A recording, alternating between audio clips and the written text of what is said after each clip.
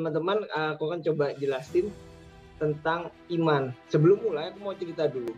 Dulu ketika belum paham tentang iman ini, aku tuh merasa capek sekali jadi orang Kristen.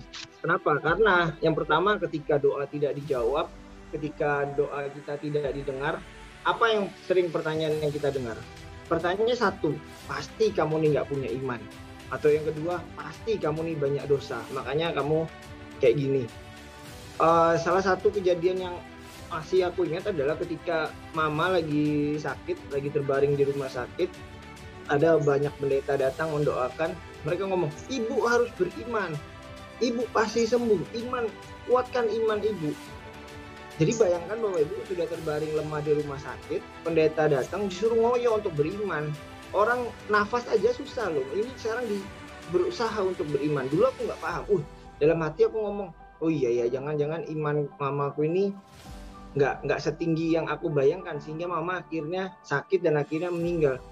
Terus juga ada satu lagi, salah satu pendeta di Surabaya, pendeta wanita Surabaya, mama minta doakan, terus dia ngomong, ibu nggak boleh operasi itu melanggar iman Kristen, operasi itu tidak sesuai dengan Alkitab, nggak boleh operasi, ibu harus beriman, Tuhan menyembuhkan. Nah, mungkin mama waktu itu terpengaruh sama ibu pendeta itu sampai akhirnya dia tidak mau dioperasi. Dan itu yang membuat saya merasa, jadi orang Kristen ini susah ya, harus beriman, sudah kondisi sulit, harus beriman, harus berusaha lagi. Terus nggak usah jadi orang Kristen, tak bilang kayak itu, nggak usah jadi orang Kristen lah, nggak usah lagi kita percaya sama Tuhan, kita enak lah kayak orang di luar sana. Mereka ketika sakit berobat, ketika kesusahan mereka berusaha, akhirnya bisa selesai pergumulan mereka. Kalau orang Kristen ini sudah berobat, harus beriman, harus berusaha lagi, akhirnya capek. Bapak Ibu, teman-teman semua, itu yang dulu saya rasakan. Nah, hari ini kita akan melihat bagaimana kita menanggapi iman.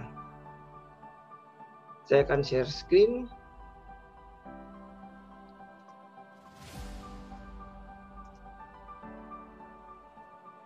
Ya, judulnya Dead Man Faith, imannya orang mati. Kok bisa sih? Kita ini loh masih hidup. Kok bisa kita ini mati? Nah, kita lihat di sini Bapak Ibu. Apa buktinya kita ini telah mati?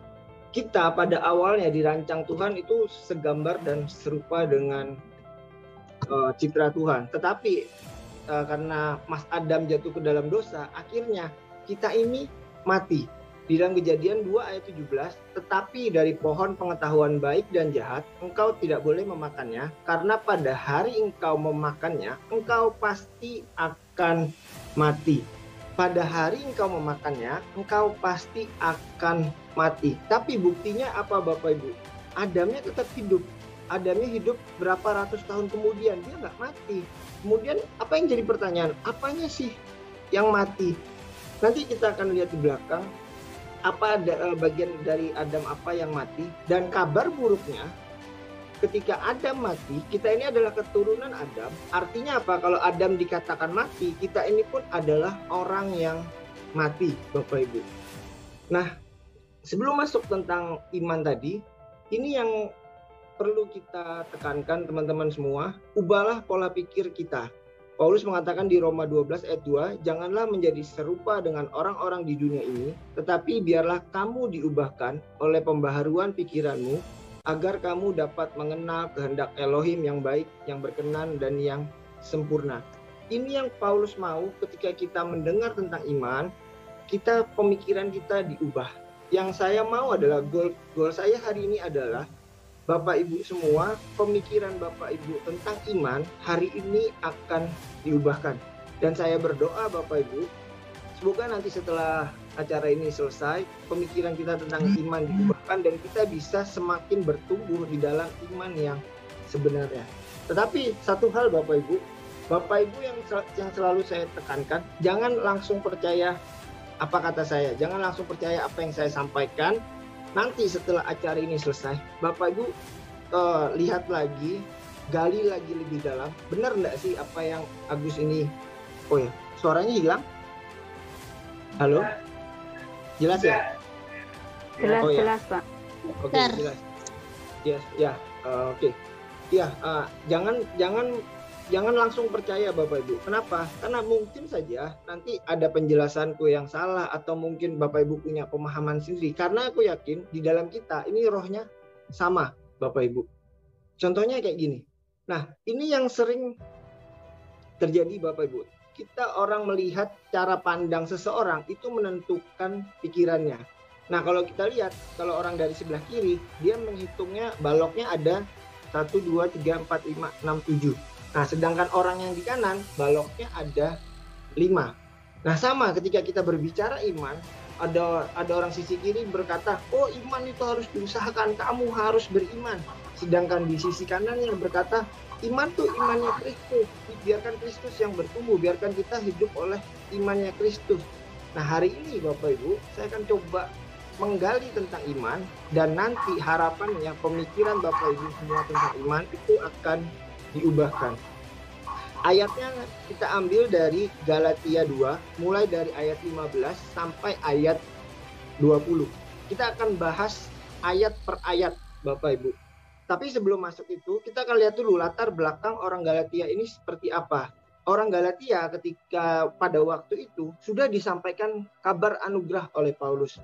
Mereka sudah mendengar hidup oleh iman, hidup oleh diselamatkan karena anugerah, tetapi ada masuk lagi pengajaran-pengajaran yang lain. Pengajaran kamu harus melakukan hukum Taurat, nggak cukup hanya iman saja, tetapi kamu harus berusaha. Nah, Bapak Ibu, kalau kejadian mereka diposisikan seperti kita sekarang, itu sama seperti kita, Bapak Ibu. Kita sudah terima anugerah. Kemudian ada orang Kristen berkata, nggak cukup anugerah saja, kamu harus berusaha. Kita sudah berkata, kita sudah punya iman. Mereka bilang, nggak cukup, imanmu harus diusahakan, imanmu kurang besar. Kamu harus mencapai iman yang maksimal, kamu harus mencapai iman yang next level, sampai kamu berada di top level imanmu. Nah, itu yang sering kita rasakan, dan ini yang kita rasakan sekarang, itu sudah dirasakan oleh orang-orang di Galatia zaman itu, Bapak Ibu. Nah, sekarang kita akan masuk ke pembahasannya, bagaimana cara kita memiliki iman orang yang mati. Nah, yang pertama di ayat 16, kita dibenarkan karena iman, bukan karena perbuatan.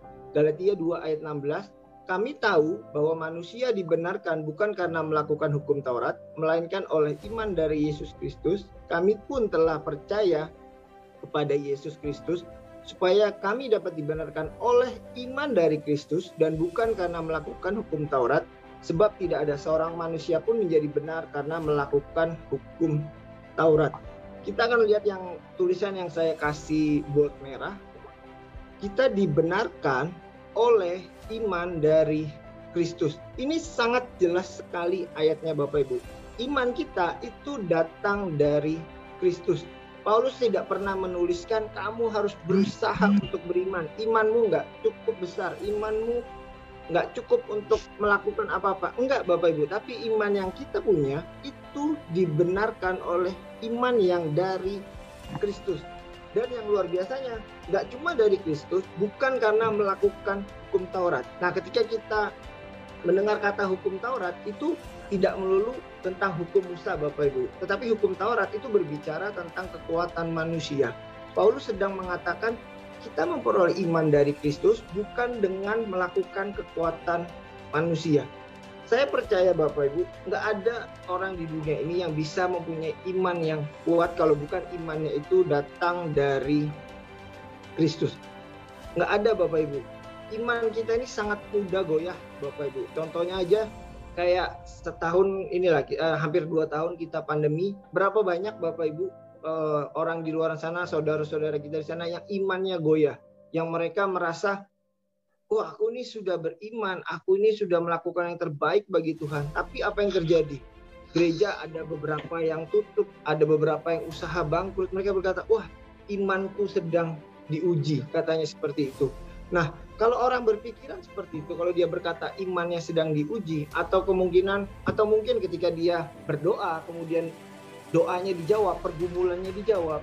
Pertanyaannya satu Bapak Ibu, yang menjawab doa mereka, yang menjawab pergumulan mereka, itu imannya mereka atau karena Yesusnya? Kalau orang berkata ketika dia pergumulan, disembuhkan, dia berdoa, dijawab, berdoa, dijawab. Kalau dia berkata itu karena imannya, berarti dia nggak perlu Kristus. Seperti yang kita bilang di awal tadi, pusat kehidupan kita itu adalah Kristus. Pusat kehidupan kita itu bukan iman, Bapak Ibu. Tetapi pusat kehidupan kita itu adalah Kristus. Tetapi yang luar biasanya adalah ini, Bapak Ibu. Iman itu adalah Yesus itu sendiri. Galatia 3 ayat 23. Namun sebelum iman itu datang, kita di bawah penjagaan dan dikurung di bawah hukum Taurat sampai iman yang datang itu dinyatakan. Kemudian ayat 24, jadi hukum Taurat adalah penuntun bagi Kristus datang sehingga kita dibenarkan oleh iman. Iman itu adalah Yesus itu sendiri. Jadi Bapak Ibu, jangan pernah lagi berusaha untuk beriman. Tetapi yang benar adalah percayai bahwa Yesus sekarang itu ada di dalam Bapak Ibu semua. Kabar baiknya, kalau Yesus itu ada di dalam Bapak Ibu semua, kita sudah memiliki iman. Mungkin bisa tuliskan di kolom chat, katakan, saya sudah memiliki iman. Dan yang luar biasa, nanti ada di poin terakhir, kita akan melihat bahwa iman kita itu benar-benar iman yang sempurna. Nah, karena saat itu Rasul Paulus memberitahukan kepada orang Galatia bahwa kamu sudah punya iman, kamu sudah diselamatkan.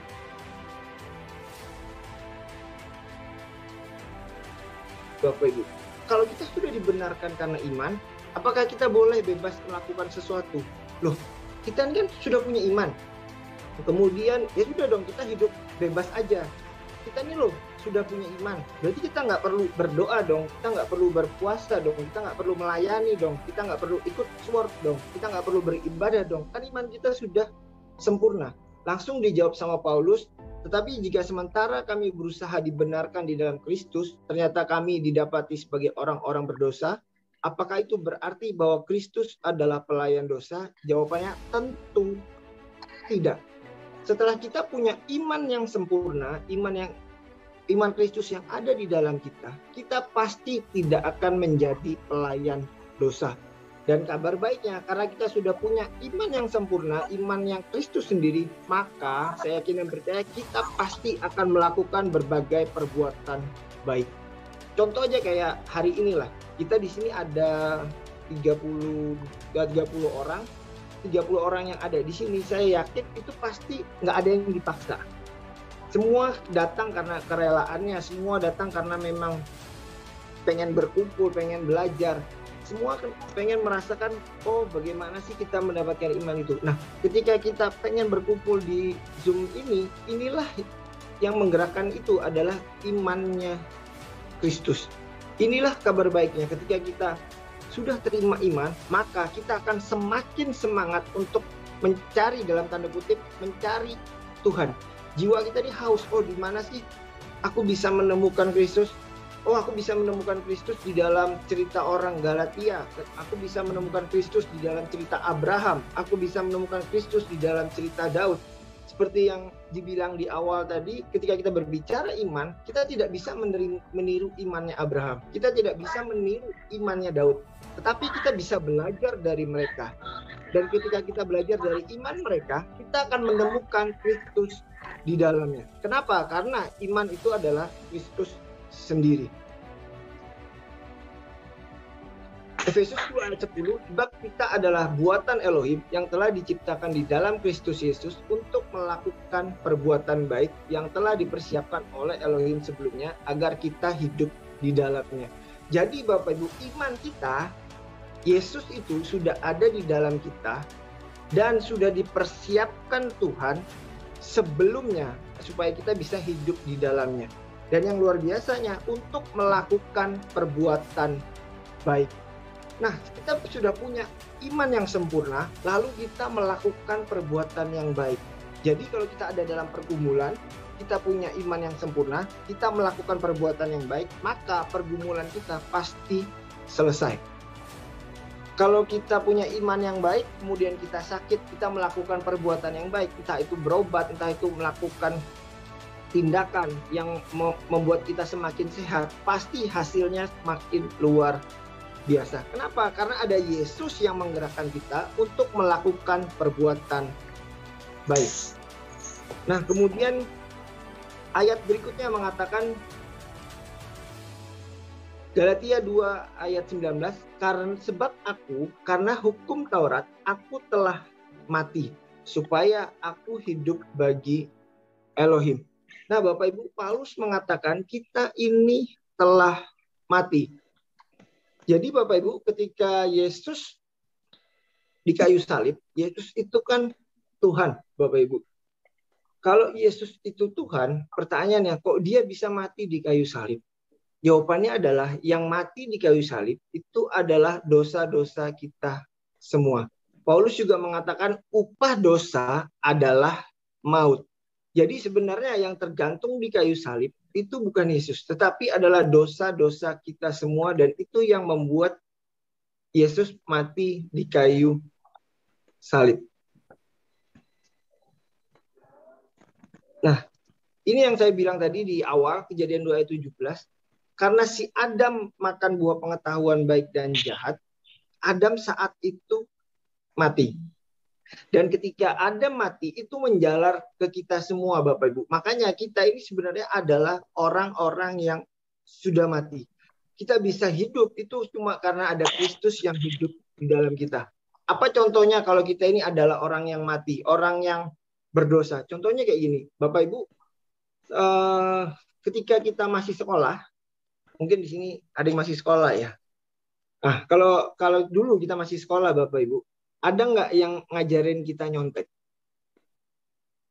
Nggak ada, Bapak Ibu. Kita semua nggak perlu diajarin nyontek. Tapi semuanya saya yakin pasti jago nyontek. Nggak perlu diajarin. Kemudian contoh juga anak kecil, Bapak Ibu. Anak kecil ketika dia bertumbuh besar, ada nggak anak kecil yang perlu kita ajarin untuk menjadi egois? Ada nggak anak kecil yang kita ajarin untuk mereka berbohong? Nggak ada, Bapak Ibu. Tetapi anak kecil itu bisa menjadi egois, anak kecil itu bisa berbohong. Kenapa? Karena memang nature-nya seperti itu, dasarnya memang sudah seperti itu.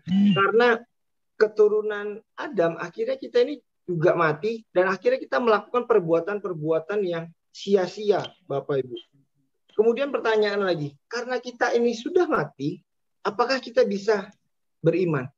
Nggak bisa, Bapak Ibu. Sekuat apapun kita berusaha untuk beriman, nggak akan bisa. Contohnya aja, ketika orang mati, ketika orang meninggal dunia, orang mati bisa apa? Nggak bisa ngapa-ngapain. Ketika orang mati, dia nggak bisa pasang baju sendiri, pasang jas sendiri, nggak bisa gali kubur sendiri, nggak bisa ngapa-ngapain. Semua dibantu orang. Nah, seperti itulah hidup kita, Bapak Ibu. Kita nggak bisa terlepas dari Tuhan. Kita nggak bisa beriman tanpa Yesus itu sendiri. Dari awal, sejak kita lahir, kita ini sebenarnya 100% itu bergantung sama Tuhan. 100% kita ini juga bergantung sama orang lain. Contoh, ketika bayi baru lahir. Ketika bayi baru lahir, ada nggak bayi baru lahir, kemudian dia langsung siapin dot sendiri, pakai popok sendiri? Nggak ada, Bapak Ibu. Kenapa? Karena pada dasarnya kita ini nggak bisa kalau kita nggak bergantung sama Tuhan. Inilah yang membuat kita kadang merasa kehidupan kekristenan kita ini jadinya capek banget. Kenapa? Kamu harus beriman, kamu harus doa, kamu harus membaca firman, kamu harus ibadah supaya imanmu bertumbuh. Kalau kita berusaha seperti itu, akhirnya kekristenan ini capek, Bapak Ibu. Kalau boleh pakai istilah kemarin waktu konselor, burnout. Dia mengatakan burnout, capek. Akhirnya merasa, wis, ya sudahlah, nggak usah jadi orang Kristen. Capek, sudah kerja seharian. Bayangkan Bapak Ibu, kita kalau misalnya acara hari ini bertujuan untuk menumbuhkan iman Bapak Ibu semua, bayangkan sudah kerja dari pagi sampai sore, sudah stres di kerjaan, ketemu klien, menghadapi pelanggan, menghadapi bos, udah stres, terus malamnya dituntut lagi. Nanti malam ikut sword ya biar imanmu bertumbuh. Kalau nggak gitu nanti pekerjaanmu amburadul. Apa nggak capek, Bapak Ibu? Nah, sekarang kita akan masuk, inilah kabar baiknya. Galatia 2 ayat 20, aku telah disalibkan bersama Kristus, namun bukan lagi aku, melainkan Kristus yang hidup di dalamku, dan hidup yang sekarang aku hidupi secara jasmani adalah hidup oleh iman, yaitu, loh, Paulus sangat konsisten loh Bapak Ibu. Paulus mengatakan iman dari Putra Elohim yang telah mengasihi aku dan menyerahkan dirinya bagiku. Kabar baiknya Bapak Ibu, iman yang ada di dalam kita itu diberikan oleh Tuhan sendiri. Bahkan yang lebih keren lagi, di dalam NKJV dikatakan I live by faith of the Son of God. Artinya kita hidup oleh imannya Tuhan. Wow, inilah kabar baiknya. Kita nggak usah berusaha untuk beriman Bapak Ibu. Kita punya imannya Kristus. Mungkin bisa tuliskan di kolom chat, katakan saya punya imannya Kristus. Ini kabar baiknya Bapak Ibu. Kalau imannya Kristus yang ada di dalam kita, pertanyaannya satu, mau pergumulan, mau sakit penyakit, mau kondisi dunia menjadi seperti apapun, kita pasti tidak akan tergoncangkan. Jadi kalau ada yang mengatakan imanmu kecil, perlu diperbesar lagi. Katakan ini Bapak Ibu, kasih sama orang itu Galatia 2 ayat 20, tunjukin yang versi bahasa Inggrisnya.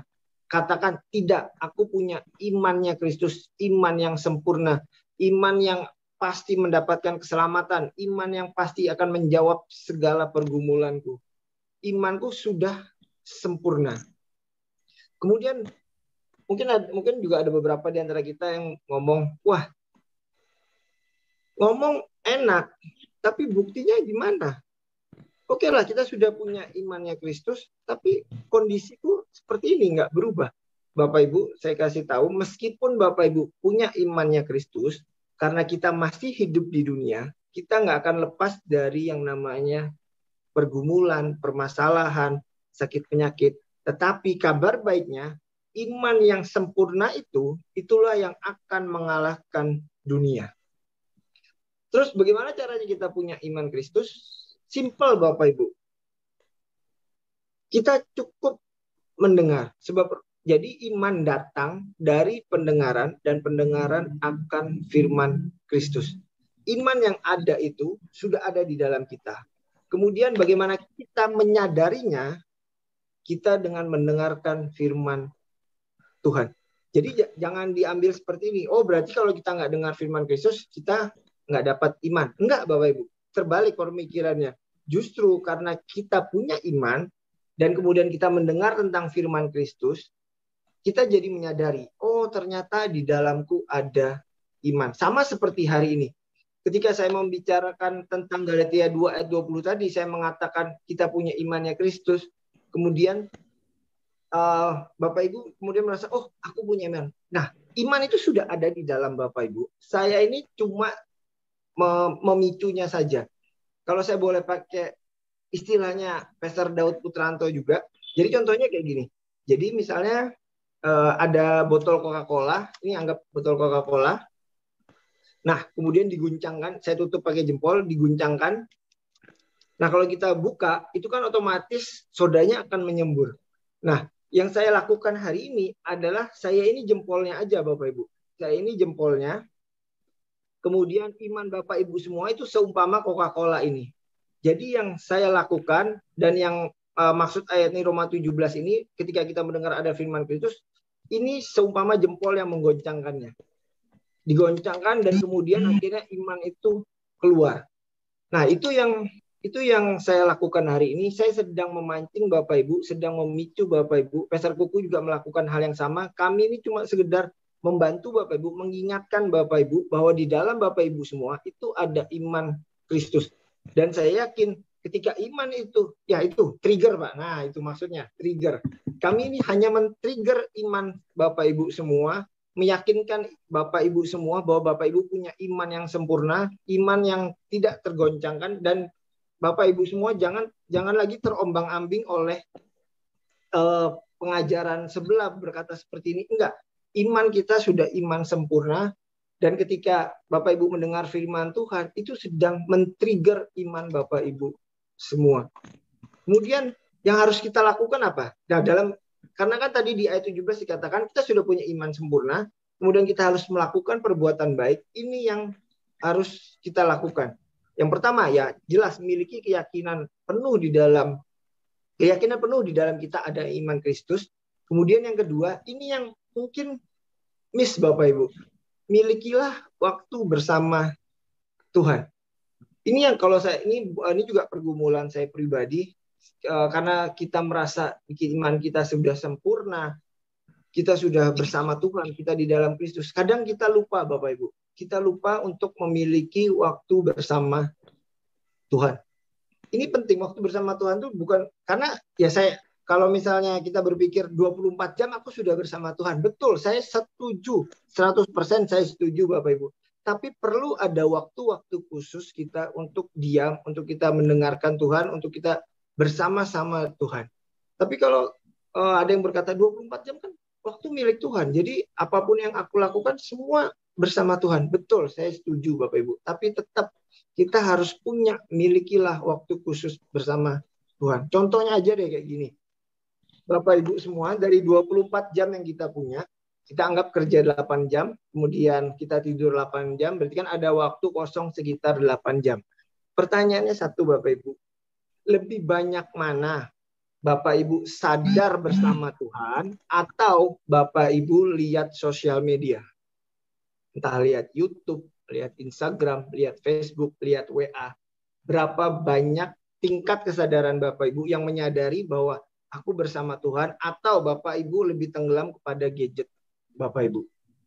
Ini yang mungkin saya mengajak Bapak Ibu semua supaya kita punya waktu bersama Tuhan. Mungkin ada yang berkata, oh aku sudah bersama full kok sama Tuhan. Ada berbagai macam video aku bisa nonton di YouTube full bersama Tuhan. Ada doa pagi kita, ada 7JT, ada banyak program. Beda Bapak Ibu. Yang benar bukan maksudnya yang benar, maksudnya tetap miliki waktu bersama Tuhan. Masuk ke kamar, entah Bapak Ibu mau berdoa, menyanyi, baca firman, apapun. Intinya hanya Bapak Ibu dan Tuhan. Nah, kemudian yang ketiga, yang terakhir, bersyukur dalam setiap prosesnya dan nantikan iman Yesus yang bekerja di dalam kita. Setelah kita miliki keyakinan penuh, kita punya waktu bersama Tuhan, dan yang terakhir, nantikan prosesnya Bapak Ibu. Dan tetap Bapak Ibu harus bergerak. Contohnya, karena kan di ayat 17 tadi dikatakan untuk melakukan perbuatan baik. Contoh misalnya, dalam pergumulan ekonomi, iya aku yakin Tuhan pasti menolong, Tuhan pasti memberkati. Yes, aku percaya Bapak Ibu, Tuhan. Karena banyak kesaksian berkata ada orang datang kasih uang, ada pendeta yang orang datang kasih uang, ada pendeta juga yang tiba-tiba transfer. Iya, aku percaya mujizat seperti itu pun ada Bapak Ibu. Tetapi yang namanya manusia, kalau kita cuma diam aja, susah Bapak Ibu. Kenapa? Karena memang nature-nya kita seperti ini. Kita tetap harus melakukan sesuatu. Tapi kabar baiknya Bapak Ibu, ketika kita melakukan sesuatu, itu bukan kita. Tetapi karena ada Kristus yang bekerja di dalam kita. Amin. Tuhan Yesus memberkati.